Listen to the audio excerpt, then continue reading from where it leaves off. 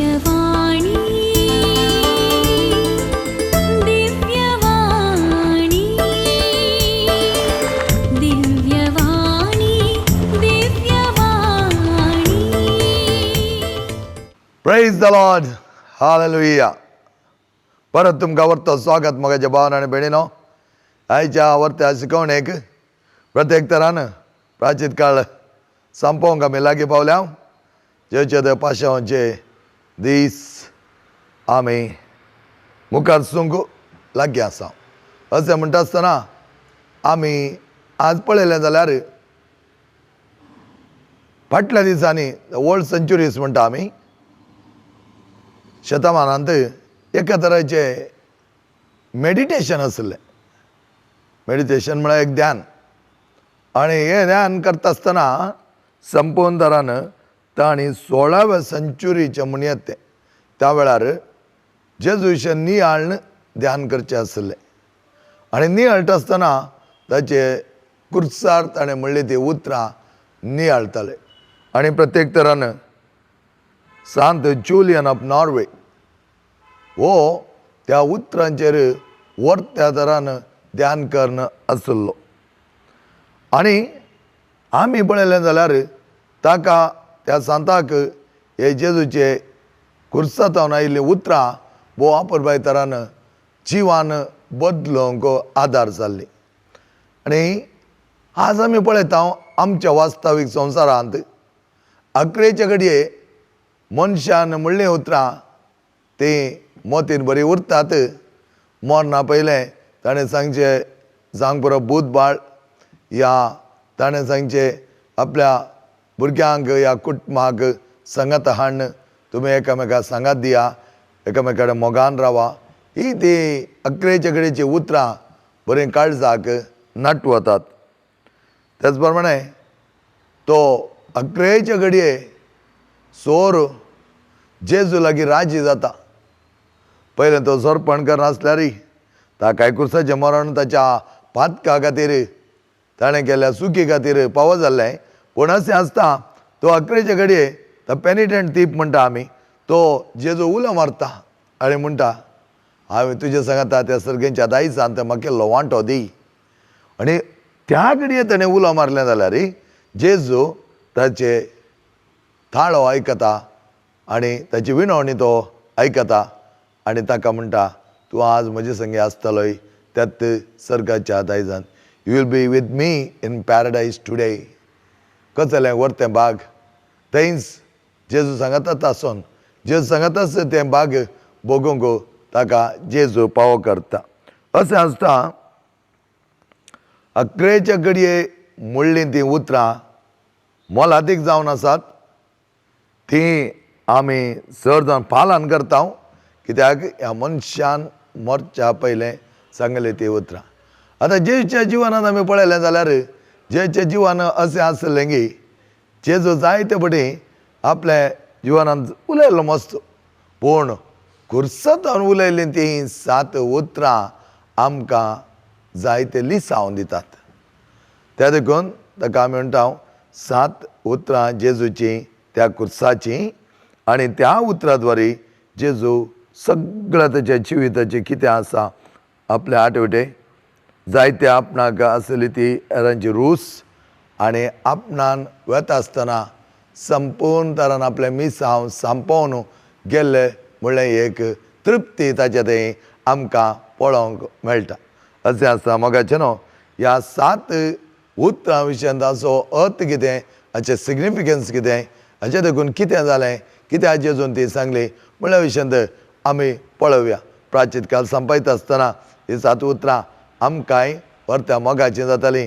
आमकांय भोव अपुरबाय तरान आमचें जिवीत नव्यान बदलोवंक आनी येवच्या पास्कांच्या त्या हप्त्याक पवित्र हप्त्यांत चड पवित्र जावंक आदार जाताली म्हूण हांव पाती येता. पयलें उतर जावन आसा लुकाच्या वांजेलांतलें काडिल्लें. थोडीं उतरां लुकाच्या वांजेलां काडल्यात, एक उतर मार्काच्या वांजेलां काडलां आनी उरलीं उतरां जुवांच्या वांजेलांतलीं काडलीं जावन आसा. आनी पयलें उतर मार्काच्या लुकाच्या वांजेलांत काडिल्लीं, चॅप्टर 23 वर्स 32 and 34. वर्स 32 and 34. पळय कितल्या परबायतारान सांगला, बापा तांकां बोगसी कित्याक ते कितें करतात ते नेणांत. त्या कुर्सांत हांवन सयत जेजूचें काळीज ताच्या भुरग्यां खातीर मोवाळ्ळें. जेच्या काळजांत आसली ती ताच्या आपोवचे खातीर उब ती थांबोवंक ना. ताची तान भुरग्यांच्या साल्वसांवा खातीर आसली. कित्याक तो आयिल्लो आमच्या साल्वसांवा खातीर, आमचे नाश करच्याक न्ही, आमकां जिवीत दिवच्याक तो आयिल्लो. असलें जिवीत दिता आसतना खंडीत जावन तो केन्नाच ताच्या भुरग्यांक वायट मागचो ना. निरापराधी त्या कुर्सार ताका कुर्सायल्लें जावन आसा. कितेंच सूख नातिल्या ताका कुर्सावन सूख आसलेल्या बाराबासाक सोडूंक पिलातान फिर्याद मांडिल्ली आनी त्या प्रमाणे लोकांच्या ओत्ताया खातीर, त्या जुदांच्या रोमाकाराच्या ओत्ताया खातीर ताणें बाराबासाक, एक लुटकार सोर, ताका सोण सोडिल्लें कुनिगार, पूण कांयच करिनातल्या जेजूक ताणें जेरबाद मारून त्या कुर्साक कुर्सायल्लें जावन आसा. आनी ह्या देखून जेजू त्या कुर्सार हांव सयत आपलें काळीज मोवाळिल्लें. तातूंत आमी म्हणटा केदाळे एक बोगसाणेचें काळीज अशें आसा जाय. एखाद्या वेळा एकल्यान धांवोन येवन तुज्या दुस्मानकायेंत तुका सुरी मारली तरी ओ ताणें दुस्मानकायेन न्ही, चुकोन ती सुरी पडली कोण ना म्हणलें एक बोगाप आमचेर आसा. तर तसलें काळीज जेजूचें जावन आसा. जेजू म्हणटा तांकां बोगसी ते कितें करतात ते नेणान. ताचे मोती कुड्ड्यो जाल्यात, ताचे कान केप्पे जाल्यात. जेजून केल्लें सगळें आयकोंक तांकां अवकाश आसलो, पूण तांचे कान ते आयकोंक शकनातले. दोळे ताणें केल्ले पळोवंक शकले, पूण ते पात्योवंक शकनातले. त्या देखून जेजू म्हणटा तुमी म्हाका पातयनातल्या म्हणना, हांवें केल्लें म्हणी पातया, हांवें केल्लीं कार्यां म्हणी पळया, believe because of my works. पूण ह्या मनशांनी ते दोनूय पळोवंक शकनात. त्या देखून जेजू तांचे वयर अपराध मानिना, जेजू तांकां वायट मागिना. जेजू म्हणटा बरें जावं दी, तुका बरें जावं दी. आनी अशें आसतना जेच्या वर्ता जिवनांत कितें जकर तो करता, बापा तांकां बोगसी कित्याक ते कितें करतात ते नेणांत.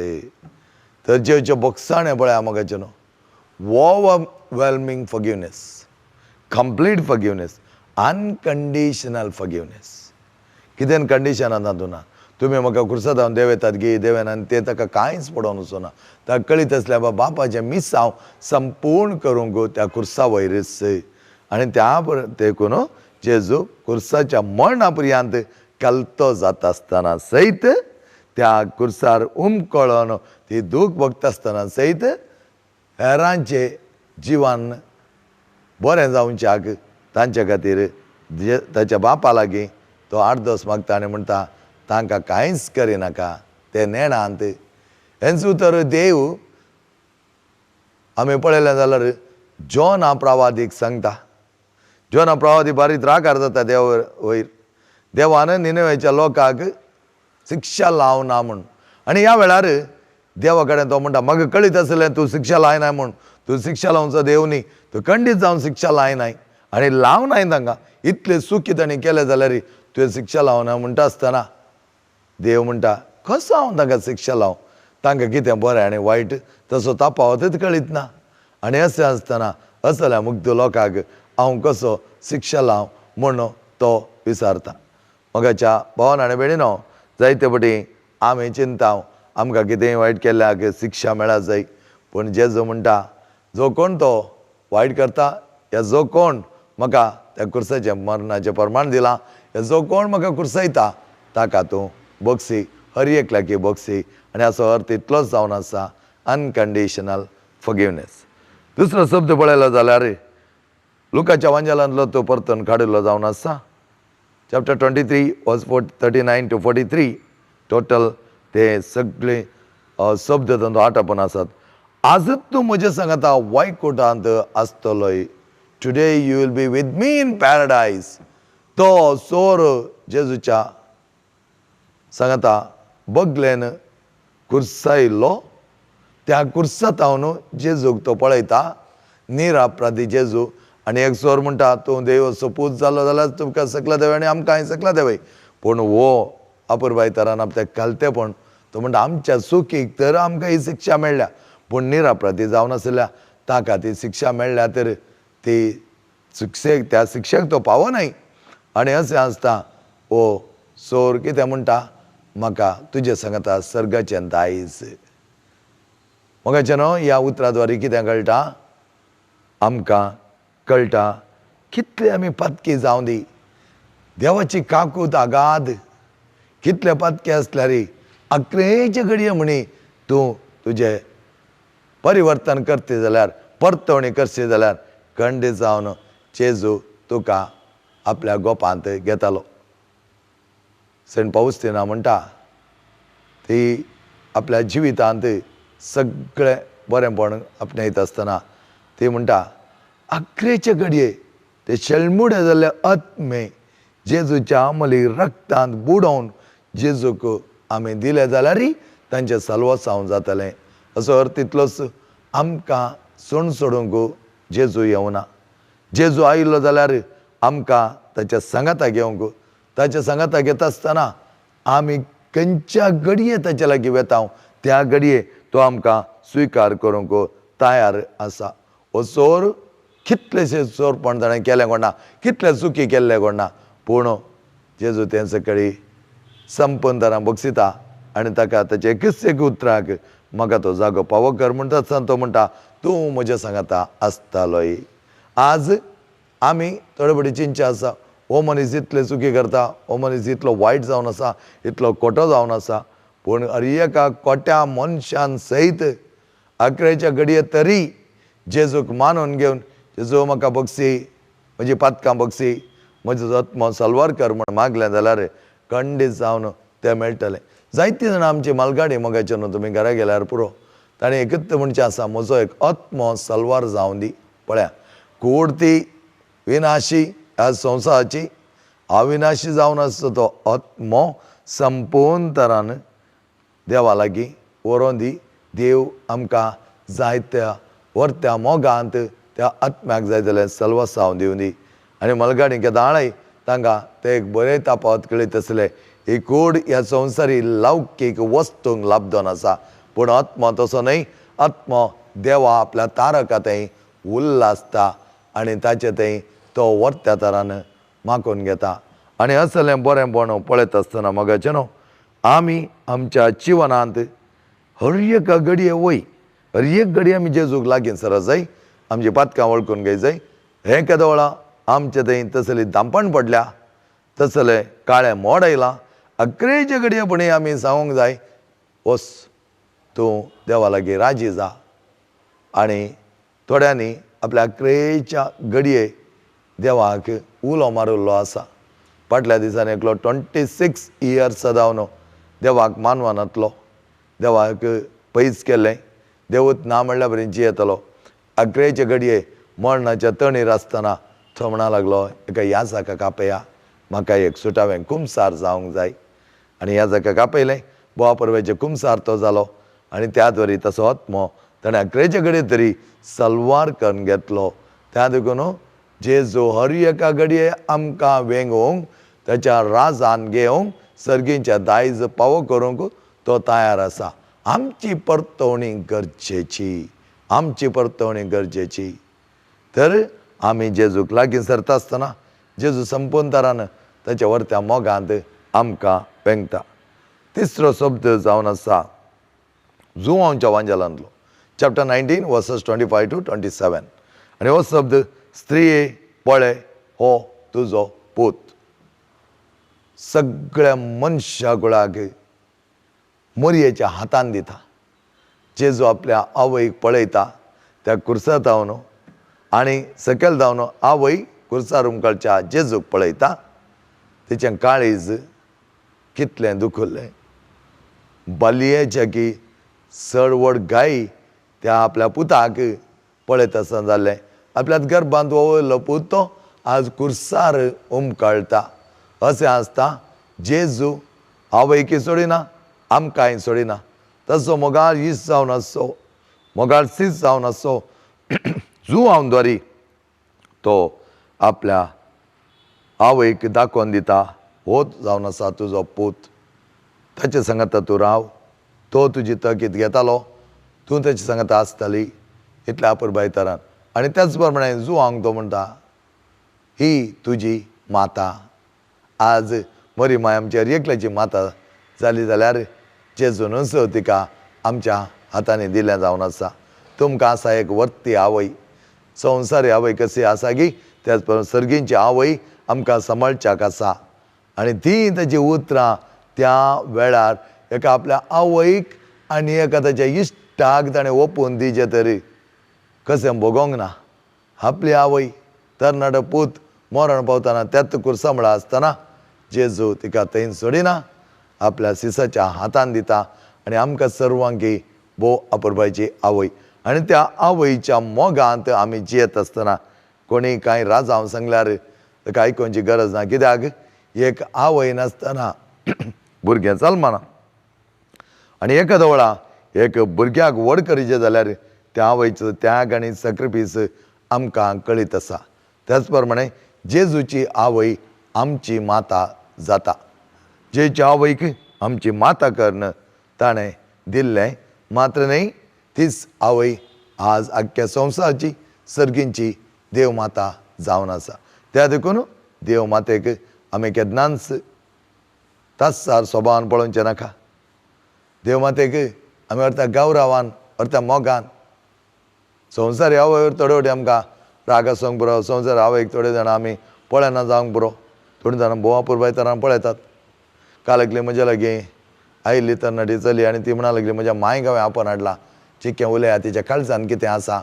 ती कित्याक थोडे फावटी रडटा, थोडे फावटी कंत करता, कित्याक असं करता म्हण आमकां कळीत जायना. त्या देखून तिचे कडेन उलया. आनी हांव तिच्या कडेन चिक्कें उलयलो आनी अशें उलयता आसतना तिच्या काळजाची भोगणां तिणें सांगिल्लीं जावन आसात. म्हाका भोव अपुरबायतरान तीं पळयतात, तुवो बऱ्या तरान पळयतात, पूण म्हाका कित्याक की आनी कितें चड करया म्हण बगता.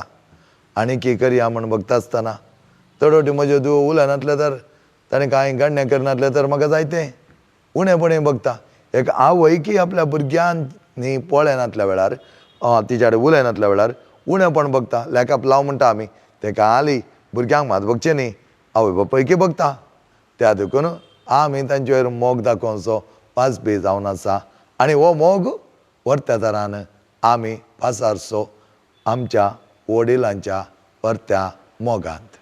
तशें आसता मोरी माय आमकां सगळ्यांक सांबाळटाली. त्या मोरये मायेक केन्नाच पयस करिनाकात. मोरये माय कडेन या, वसया आनी तिचे कडेन उलोवया आनी ती आवय आमकां तिच्या पालवांत वेंगून धरताली. चवथो शब्द जावन आसता मार्काच्या वांजेलांतलो चॅप्टर 15 वर्सेस 32 to 36. आनी कितें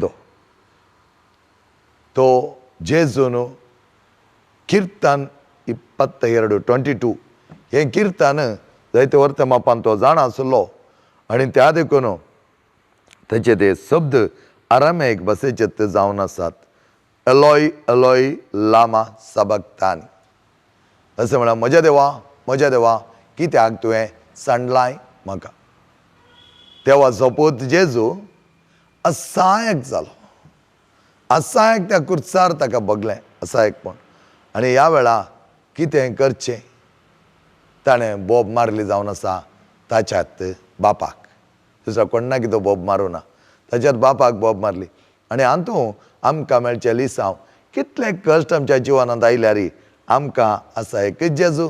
त्या जेजू सांगात आमी आसचें, ताकाच उलो मारचें. शिवाय आमी वाट चुकोवन खंय जावचें न्ही. आमचे शॉर्टकट मॅथडॉलॉजीस ह्या दिसांनी आमकां पळोवंक मेळटात. कितेंय जालें ताका एक बिल्लो मारलो, हें त्या दुखून जालें, हें ह्या दुखून जालें, बिल्लो मारूंक न्हय मोगाचें न्हू. तें सगळें काडून या आमी जेजू लागीं या. जेजून पळय कशें सगळें काडलें. आनी हे शब्द दुसऱ्या लँग्वेजांत ह्या भाशेंत चड तर्जुमो करिनात. थोडे शब्द असले बरेन दवरतात, कित्याक जेजूची ती उतरां त्या प्रमाणे पडिल्लीं आसात. एलोय एलोय लामा सबक्तानी. आनी तेच उतरां अरामायक भाशेची जेजून ती बोब मारिल्ली आपल्या बापाक दुसऱ्यांक कोणायकी न्ही. आज आमच्या कश्टांनी आमी असो जाय त्याच बापा लागीं येतात. कश्ट येतात, दगदवणी येता, आमी थोडे फावटी वळवळटाव, थोडे फावटी आमकां कळीत आसून कळीत नासल्या बरी आमी थोड्या प्रॉब्लेमान सांपडटा. अशें आसता. आमी ते प्रॉब्लेम काडून उडोवच्या खातीर हांगा धांवचें थंय धांवचें तें गरज ना. या आमी फाटीं त्यात जेजू लागीं मागया, जेजू तूं आसाय, तुका आमी उलो मारता. त्या खातीर हांव जायते फावटी म्हणचें आसा, जेजू म्हूण तें नांव व्हरतें, तें जेजूचें नांव सुटकेचें, जेजूचें नांव साल्वासांवाचें, जेजूचें नांव सक्ते बरीत आमकां करचें. आनी तसलें आंजाळ नांव आमकां तें मेळिल्लें आसता. आमी त्यात जेजूक उलो मारून ताचे सांगात रावल्यार खंडीत जावन जेजू आमकां बरी वाट दाखोवन दिता. आनी ती वाट जावन आसा वर्त्या जिविताक व्हरून पावची. त्या देखून जेजू म्हणटा पळय, हांव जावन आसा वाट, हांव जावन आसा उजवाड, हांव जावन आसा सत, हांव जावन आसा जिवीत. तसली वाट जेजू जावन आसा. आनी ताणें उलो मारल्या बरींत आमी आमच्या बापाक उलो मारया आनी तसो आमच्या गरजांक तो पावतलो. 5वो शब्द जावन आसा म्हाका तान लागल्या. हो शब्द तुमी पळयतात जाल्यार जोहानचो अंजल चॅप्टर 19 वर्स 28 हातूंत आमकां पळोवंक मेळटा. जेजू ही एक मनशा सैम बी आसून ताका आसली तान ताच्या लोकाची. ताची तान इतली आसली की कितेंच तो करूंक ताच्या लोकां खातीर तो तयार आसलो. आनी त्या देखून कितले कश्ट आयल्यार, कितले वंदवणे आयल्यार तो ताका भियोना, कित्याक ताका ताचें मिसांव करेक्ट कळीत आसलें. जायते फावटी हांवें सांगचें आसा, आमकां देवान दिल्लें एक विशेश योजन, विशेष मिसांव हर एकल्याक दिलां, एकल्याक ताका हाका म्हणना, पूण त्या योजनाचेर आमी आमची नदर दवरल्या की तो संपूर्ण करच्याक आमी निर्धार घेतला की, आनी तें संपूर्ण करतना आयिल्ल्यो आडखळी आमी पयस काडून उडयल्यात की the obstacles in order to spoil the special plan of God in our life. आमी जायते फावटी हे आडखळी येता आसतना आमी दंडळ्या. ह्या आडखळीक आमी जागो दिल्लो जावन आसा आनी त्या देखून आमचें विशेश योजन देवान हर एकल्या खातीर निर्मिल्लें. थोड्या जाणांनी तें सुफळ करूं ना, थोड्या जाणांनी तें निर्फळ करून उडयलां. कित्याक जेवणसारा सांगता हात मेळयला वायटांत सांपडल्यांत. मोगाचें न्हू, जेजू तसो न्हय. जेजू कळीत आसलें ताका आसली तान आपल्या भुरग्यांची. अक्रेक सयत ती तान भागोवच्या वेळी ते संपूर्ण तरान आपणाकच मोडून ताच्या लोकां खातीर तांच्या पातकांच्या परीकपणा खातीर दिता आसतना तो म्हणटा म्हाका तान लागल्या. कित्याक आनी ताची तान भागोवना, सगळो तो दिवंक तयार जाता आसतना अकरेचे घडये म्हणा लागलो ती तान थांबोवच्या खातीर आपल्या बापा लागीं उलो मारी लागलो. आनी आमी पळयलें जाल्यार 6वो शब्द जावन आसा जोहानचो अंजल चॅप्टर 19 वर्स 29 and 30. सगळें जाणा आसलो देवाचो पूत आपलें मिसांव संपूर्ण करता. आपलें मिसांव संपूर्ण करून तो उलो मारता आपल्या बापाक दिल्लें तें मिसांव संपादलें. आनी ह्या वेळार ताका ताच्या कुडीन बगची ती दूख व्हरती दिसोंक ना. आपल्या बापाचें मिसांव व्हरतें दिसलें. त्या देखून कितेंय करूंक तो तयार आसलो आनी गेलो आनी त्या प्रमाणे ताणें तेचें मिसांव संपयलें. विशेश योजन म्हूण हांव केदाळे सांगता. विशेश योजन कितें, हर एका मनशाच्या जिवनांत भोव अपुरबाय तरान ताणें दाखयल्ल्या वाटेर चलचें आनी तो वाटेर चलचो निर्धार घेता आसतना आमी अपुरबाय तरान त्यात स्वर्गीय मौल्यांव ह्या क्रिस्ती मौल्यांची जिवन आमी जियोवन हेरांक एक मार्गदर्शन दिवंक, हेरांक एक देखी बरीत जिवन जियोवंक आमकां फाव जातलें. त्या देखून जेजून आमकां दाखयल्ली ती वाट जावन आसा एक भोव अपुरबायची इंडिकेटर क्रिस्ती मौल्यां. त्या वाटेन आमी चलता आसतना, जेजू म्हणल्यार वाटेन आमी चलता आसतना आमकां ताणें दवरिल्लें तें विशेश योजन जारी करूंक आमी शकतले. आनी तेन्ना आमी म्हणयात आमचें योजन जारी जालें. हांगा जेजूचें योजन संपूर्ण करता आसतना ताणें म्हणचे तो सवो शब्द कुर्सातावन संपादलें, इज फिनिश्ड. आनी 7वो शब्द जावन आसा मोगाचे न्हू लुकाचो एवांजल चॅप्टर 23 वर्स 44 to 46. सगळें जाल्ल्या उपरांत जेजू कोणाच्या हाताक वचना, आपल्या बापाच्या वर्त्या मोगान बरोवलो तो बापान धाडलेलो, बाप आनी हांव एक. जो कोण म्हज्या बापाक सत मानता तो म्हाका सत मानतालो, आनी जो कोण म्हज्या बापाक नेणा तो म्हाका हांवूय कोण म्हूण तो नेणा. त्या देखून जुवांच्या अंजलान जायते फावटी जेजू आमकां दाखोवन दिता आनी आमचे कडेन उलयतना तो असो उलयता. प्रत्येक तरान सुदेवा कडेन उलयता आसतना तो म्हणटा, एकाद वेळार तुमी बापाक नेणात तर तुमी म्हाका नेणात. म्हाका तुमी ओपून घेनातले म्हणना, हांवें करची कार्यां त्या बापान म्हाका दिल्लीं, ती बापातावन आयिल्लीं म्हूण तुमी जाणा जाल्यार पुरो. पूण तुमी तें करूंक तयार नात. त्या देखून तुमी बापाचे न्हय, तुमच्या इच्छे प्रकार ह्या संवसाराच्या अधिपती संवसाराच्या हाताखाल तुमी आसात म्हणटा तो. आनी कडक ताकीद दिवन म्हणटा, तुमी तुमची जिणी बदलिया, तुमी बापाक वळखून घेया. आनी केन्ना तुमी बापाक वळखून घेतल्यात, ताका धाडलेल्या की तुमी सतमंतल्यात, तेन्ना तुमचें चलवसांव जातलें. आनी त्या खातीर तोच जेजू ह्या संवसाराक धाडिल्लो आपलो आत्मो ताच्या बापाच्या हातान दिता. बापा, म्हजो आत्मो तुज्या हातांत हांव ओपून दिता.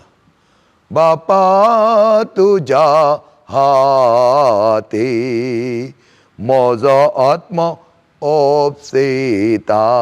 पळया, इतल्या पुरबाय तरान तो म्हणटा, तुज्या हातांत हांव दिता. आज आमी चिंतूंक पुरो, म्हाका एक जीव दिला, पूण हांवें त्या जिवान कितेंय करीत ना. हो जीव मोलादीक मोगाचें न्हू. जायते जाण आमकां कळीत जायना, त्या जिवा वयर आमी नाका जाल्ले कितें सकट बांदान घालता, नाका जाल्ले त्या जिवनाक जाय जाल्ले दगदवणी दिता. बरी दगदवणी न्ही, वायटाची. वायट सवयांक बली जाता, ती कूड जडोड विकता, त्या कुडीर नाका जाल्लें भिंत रायता. कितें सकडी त्या कुडी वयर आमी आरोप घालता आनी कितें करता तें आमकां एका तरेचें अत्याचार आमच्याच कुडीर आमी करून घेता म्हूण सांगेत. कित्याक कुडीची दंडवणी आमी त्यारेकार करची न्ही, कुडीची दंडवणी करची आसा. उपास, त्याग, सॅक्रिफीस करून मागण्याच्या जिवितांत कुडीची दंडवणी करची. आनी आमी ती कुडीची दुरुपयोग करचो जावन आसा. आनी त्या देखून आमी कितें करता, आमची कूड तडफटी आमीच काण घेता. तो आत्मो आमी चलवसांव जावच्याक बंदड घालता, कित्याक आमचो जीव आमी ओगडोन घेता. तडफटी थोड्या मनशां आसा, म्हाका म्हजो जीवच नाका म्हण जाला. तस जाल्यार आमी गेल्या तर आमकां त्या बापाचें मिसांव कळीत ना. बापान आमकां ह्या संवसारांत धाडलां तर ताच्या सुरपान आनी सारक्यान रचलां तर बोवा पुरबायची जिणी जिवंक ताणें रचलां आमकां. बऱ्या तरान आमी ती जिणी जिवंक आसा. आनी अशें जियेत आसतना कितलें बरें करयत मोगाचें आमच्या जिवितान, कितलें सरळ रावयत, कितलें संपन्न बरीत जावन संतोशान उल्हासान आमी जियेत. सगळें टेन्शन घेवन, नाका जाल्ले संगती मोतीन घेवन, कोणेंय सांगिल्लें तें घेवन तातूंत आमकां कांय फायदो ना. तातूंत आमची हिराराय सोडटा. त्या देखून आमी म्हणटा, केदाळ कोणी आयल्यार एंग्जायटी कित्याक असलो, उद्वेग कित्याक तुका असले, चिंता कित्याक चड चिंताय, कोणा विशयान चड चिंताय, कित्याक तुज्या फ्युचरा विशयान कितें चिंताय, तुज्या हातान कितें आसा पूण जायते फावटी विचारचें आसा. कित्याक म्हळ्यार आमी आयिल्ल्यान देवातावन देवा आमी आमचो आत्मो ओपसूनचो, केन्ना देवाक जाय त्या वेळार तो व्हरतलो. मालगड्या म्हणचें आसा, म्हाका एक मरण धाडलें जाल्यार पुरो. केदाळ म्हणच्या, तें तुवें सांगून बरो नाय, देवान बरयलां, तो सांगतालो केदाळा म्हूण, त्या दीस गेल्यार जालें. तेदा म्हणून आमी ह्या संवसारांत जिवंक आसा. कशें बरें जिवितान जिवंक आसा. तें जिवीत बरो नवमतो ज्या मापाचें ताणें दिल्लें, फुलां बरीं आमी फुलोवंक आसा. फूल बावलें जाल्यार ताका कांयच चड प्रामुख्यता ना. केन्ना तें फूल फुलता तें कोणा खातीर फुलता, ताचे खातीर न्हय, एक गुलाब त्या कांड्यामध्ये घात फुलता तर त्या वडता कितले सोबाय दिता, पळोवच्याच्या दोळ्यांक कितली सोबाय दिता. आज आमी आमचें जिवीत बोवा परबाच्या फुला सारकें कर्ण परत तेंच जिवीत आत्मचे देवाक समर्पीत करचो जावन आसा. त्या देखून जेजू आमकां एक बरें लिसांव दिता. आमचो आत्मो तो देवाचो, देवाक पाटी आमी वर्त्या मापान दिवचो. केन्ना वरेक आमची वात जळटागी ती बऱ्यान जळोवंक जाय. एकलो नावीक दर्यांत आसल्या सर तारवांक एक उजवाड दी जाय. त्या कराळ राती तांणी हांगा थंय वचोन तांचे तारू त्या असल्या कडपांक मारचे नाका म्हण चिंतून एक ल्हानशी वात काडून तो वेता. खंय वेता? एक उबार टावर आसलें ताचे वयर तो वेता. आनी वेता आसतना ती ल्हान वात ताका विचारता, तूं म्हाका खंय व्हरना साय? तो म्हणटा, आयच्या राती तुज्या द्वारी त्या सागोरांत आसल्या हर एका तारवांक वाट दिसच्या खातीर तांणी तडीक येवंक न्हू सुरक्षीत तरान तांचे लांगार घालच्या खातीर हांव तांकां वाट दाखोवंक वता. आनी वात म्हणटा, इतलो व्हडलो सागोर आनी हांव आसा मिणमिणची एक ल्हानशी वात, ह्या वातीचो उजवाड कोणाक दिसता? आनी तो नावीक म्हणटा, भियेनाका तूं, तुका कितले प्रकाशीत मापान जळोवंक जाता तितलें तूं जळ. आनी प्रकाशीत बरान तूं जळटा आसतना कांय तुवें भियोवची गरज ना म्हणटा. आनी मिणमिणची वात म्हणटा, जायत तुवें सांगल्या पर्यंत म्हाका कितल्या वर्त्या मापान जळोवंक जाता तितलें हांव जळटा. आनी बरी ती जळ्ळी. आनी हो ती वात काडून तें आसल्या निश्ण्यान वयर वयर वयर वयर वयर गेलो. आनी त्या व्हडल्या टावरा वयर वता आसतना थंय एक व्हडल्या बाणाल्यांत तेल दवरलें आसलें. आनी हो ल्हान ह्या मिणमिणच्या वातींत त्या तेलाक उजो लायता. आनी त्याच वेळा तो उजो बग्ग करून असो व्हडले फ्लेम जावन उज्याचें आंकटें जावन तो जळटा आसतना त्या कराळ राती त्या सागोरांत आसले सगळ्या तारवांक दिसता हांगा आसा तड. आनी ती सरोर तारवां लागीं येतात, सुरक्षीत तरान थंय ती रावतात. खंयच्या वर्त्या पर्वताक ह्या पात्राक ती लागोनात, ताच्या बदलाक ती येवन बऱ्या तरान रावली. ल्हान मिणमिणची वात, पूण ताणें म्हणलें आसा, कितलें प्रकाश बारीत तुका जळोवंक जाता तितलें जळ. जेजूय आमकां तितलेंच, तुका दिलां तें जिवीत, कितलें प्रकाश बारीत करूंक जाता तितलें कर. कितलें बऱ्या मापान तुका जळोवंक जाता जळ. उरिल्लें सगळें तो करतलो. त्या देखून जेजू लागीं आमी मागया, तो जेजू दिता तें बरेंपण. आनी ह्या 7 उतरांद्वारे आमचें जिवन संपूर्ण तरान एक अपुर्बाचें जिवन करूंक आमी शकतले. फुलां बरीं फुलया, वाती बरीं जळया आनी आमचो जीव सदांच सोम्याच्या हातांत दिवच्याक नितळ निर्मळ करून आमी तयार जावया. घडी आमकां कळीत ना, भियोवची गरज ना, कित्याक ह्या राजांत आसतनाय अपुर्बाचें जिवन जियोन आमी सर्गांच्या दायजांत भोव अपुर्बाचो ससनाच्या जिविताक वयची वाट आमकां सोमी दाखोवन दिता. आनी तसलो परतो काळ संपूर्ण घेवचो वेळ लागीं पावला. जेजूचें मरण आनी पुनर्जिवनपण, ते 3 दिसांची ती उतरवणी, the passion, death and resurrection of Jesus आमच्या जिवनांत नवें साव हाडूंक साकोन दी. तुमकां सर्वांकी अपुर्बाय तरान भोव अपुर्बायचो पवित्र काळ मागता. आनी हो पवित्र भगवंत हापतो तुमकांय भगवंतपणाक व्हरोन दी. आम्हा सर्वांच्या जिवितांत जायतें बरेंपण हाडून दी. आनी ह्या दिसान जावची ती लितजी आमच्या जिवनाक व्हरती लागती जावं दी. त्या जिवनांत आमी जेजूच्या त्या उतरां वयर नियाळ करता आसतना ते उतरां आमचें जिवन निस्वार्थपण जियोंक, पवित्र करूंक, भाग्यवंतपणाच्या हंताक पावोंक एक आदार जावं दी. विनोद गंगोळी आनी ताच्या टिमाकी बरें मागता. देवाची ससाय तांच्या कश्टान तडवटी तांणी वळवळटा आसतना जेजूच तांकां वेंगोवंक आनी हे 7 शब्द तांच्या जिवनांत भोव अपुर्बाय तरां फळां बरीं जावच्याक तुमकां सर्वांकी आशिर्वादांनी बरोवन म्हूण मागता. बापाचे आणि पुताचे आणि पवित्र आत्म्याचे नावे आमेन.